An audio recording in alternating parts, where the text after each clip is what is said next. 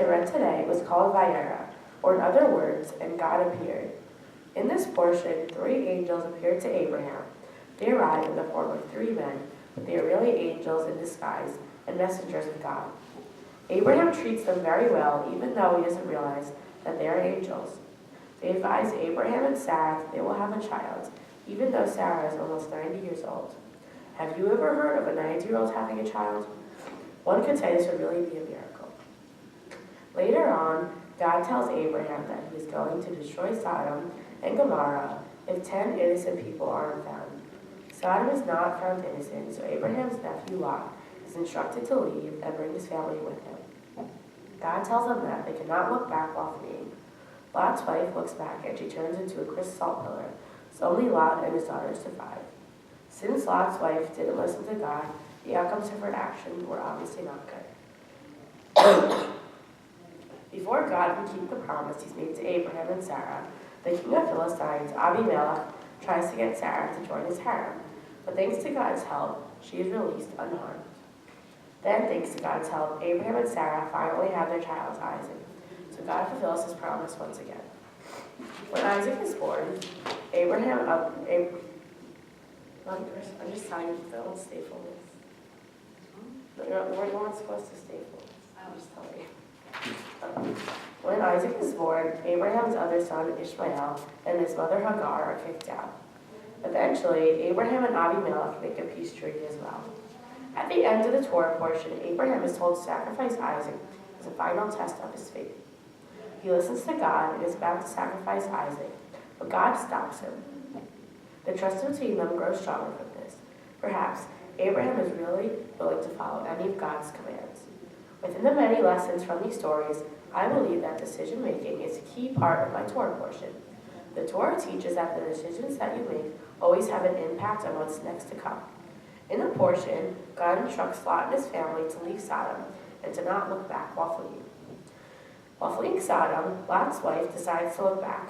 This was not a good decision since she turned into a crystal salt pillar. The action she took didn't lead to a good outcome at all. Other decisions have to be made throughout the portion as well. When the 3 men walk by Abraham, he decides on welcoming them and being hospitable instead of just ignoring them and letting them pass by. Since Abraham is such a caring and kind person, he decides to do this. Following his heart, he knew this would be the right decision for him, which it was.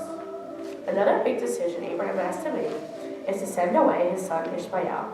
When Isaac is born, he realizes that having Ishmael around might be a problem.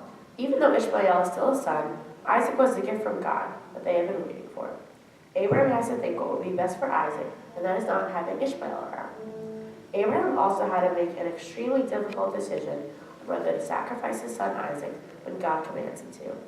Abraham thinks about all that God has done for him, and he thinks that God really knows what is best for him and for Isaac. The majority of people would never have followed this command, thinking it was a really bad decision. In the end, God stops him from sacrificing Isaac, but by listening to God, the bond between God and Abraham grows stronger along with trust between them. Sometimes, if we follow our hearts, the decisions that we think can be bad can have good outcomes. The decisions that you make are very important and are an important part of life. In my own life, I'm always cautious with the decisions that I make. Whether the decisions are about school, my friends' activities, or even my own personal life, I always think deeply about the decisions that I have to make. In school, when I'm taking tests, I always make sure that I think over what I'm doing in order to make the best choice. Even just balancing everything I do involves making a decision. When it comes to making decisions, I always make sure I look at all the possible outcomes. I pick out the best outcome and make a decision from there. When I make decisions, I use a combination of following my heart, thinking about the values of family, my religion, and all the facts and reasons involved in making choices. In order to tell if it's a bad decision, I make sure that I thought through what I am about to do and say to myself, does this really make sense? And is this the best thing for me and the people that I care about? To me, this is the best way to make a good decision. Another way to make a good decision is to use a process of elimination by canceling out all the choices that don't make sense. All these strategies help me to make the best decisions possible. For my mitzvah project, I volunteered at the John Thiessen Children's Foundation. I personally know John Thiessen for being a good family friend. The foundation is really wonderful. It has many events and programs to help underprivileged and sick children on Long Island. The event that I volunteered at was the Back to School Drive. This was set up to help donate supplies necessary for the new school year for those children who cannot afford them. A huge amount of people donated supplies and backpacks to help out. I helped sort out the supplies into categories and pack backpacks. I packed each backpack specifically for each child.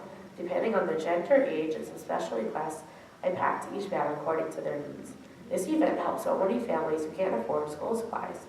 It felt very rewarding to me to help kids have the right supplies for their education, which is very important to me. Along with the Back to School Drive, I also volunteered at the Freaky 5K race. The money raised at this race helped out the charity to keep supplying the sick and underprivileged children. I helped out by sorting items for the runners and handing out food and meals. It was fun to watch my dad participate in the race also. I also made a donation for the race and will make an additional donation for my bat mitzvah. I will continue to help volunteer and donate there. In my opinion, becoming a bat mitzvah means I have reached a major milestone. It means that I become a Jewish adult. But there's an even deeper meaning to this. Becoming a bat mitzvah means that I fulfilled and accomplished all my goals for my Jewish education. This means that I have matured, and this day is a marking point of all of my achievements. After my bat mitzvah, I will continue to come to services for the holidays and continue Jewish traditions. I will also continue to celebrate holidays and perform mitzvahs. I would like to thank Rabbi Kahn and Cantor Wilk especially for helping me all throughout this process. Thank you, Rabbi, for helping me interpret my Torah portion and pushing me the extra mile. Thank you, Cantor Wilk, for really helping me learn my Torah portion, and prayers, and for always helping me to do the best that I can. I wouldn't be here without you. I would also like to thank my grandma for helping me throughout this process and being a positive influence with the traditions of being Jewish. I would also like to give a huge thanks to my parents. No matter what it is, you were always there for me and there to support me. You always made sure that I practiced and brought the best out of me. I would also like to thank my brother Noah. You're always there when I need you and always support whatever I do. Finally, I'd like to give a big thanks to all of my family and friends for being here with me today. Without all of you, none of this would be possible. Thank you all for celebrating this milestone with me. Shabbat Shalom.